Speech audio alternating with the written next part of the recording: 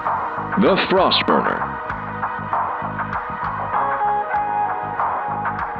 The Frostburner is a device that launches both flaming and freezing pellets that instantly ignite or ice up any object they come into contact with, including your coworkers.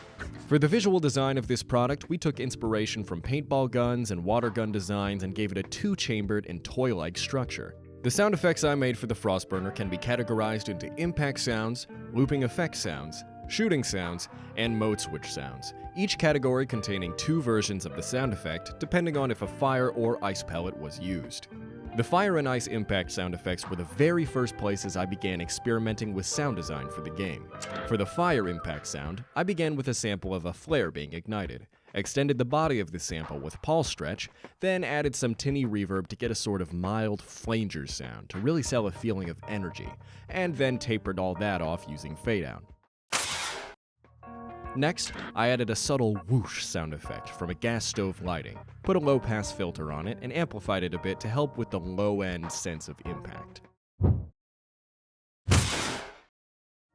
For the ice impact sound, I began with a crackling sound from a sample of ice breaking, that I sped up a bit to condense more crackles into the sound clip for texture, and slide pitch down to really make it feel like the freezing effect of the pellet was audibly slowing down its target. The second sound I added was a sample of harsh winter wind blowing, which I used crossfade clips on to layer it over itself a couple of times and condense the sound. A croissant process, if you will. And to be honest, you probably shouldn't, it's a bit of a hack job. I also added some pulse stretch to emphasize an almost mystical, ethereal quality to the sound, as if each ice pellet had a bit of Arctic wind infused into it. Which would be a pretty good hook for advertisements, all things considered. The looping sound effects were really designed to be a natural continuation of a lot of the elements in the impact sound effects, given that they would play immediately and indefinitely after a pellet hit an object.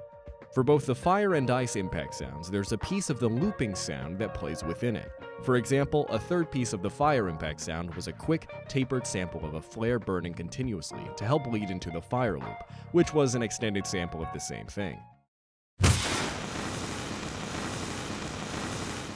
The ice impact sound has a piece of two loop elements, the first being a continuous ice crackling sound, and the second being a sample of wind chimes that I mangled with some phaser and pulse stretch to double down on that mystical, icy feeling.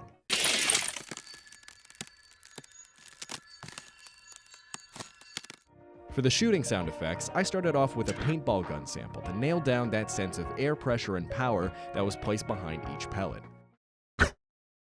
For the fire shot, I simply took the fire impact sound from earlier, put a moderate high-pass filter on it, and added a touch of pulse stretch to help blend it with the lower frequency profile of the bass shot sound. Same treatment for the ice shot.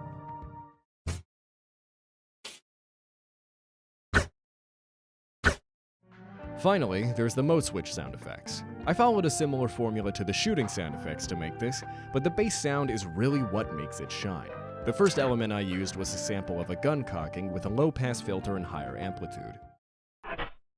The second was a sample of rattling marbles with a lighter low-pass filter for balance, which I added to give the impression that the pellets themselves were being moved about in the gun. The third was, for lack of a better term, a metal tink that was a higher-end accent to the fourth element, a gun cocking sample without a filter, both of which helped to create a mechanical layer to the sound.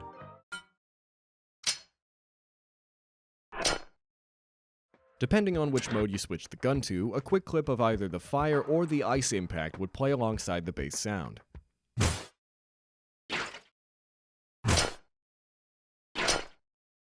And there you have it. That's how I made the sounds for the Frostburner. But this is just the beginning. I'm going to be going through my sound design process for all 5 products in quality assurance. And believe me, it only gets more fun from here.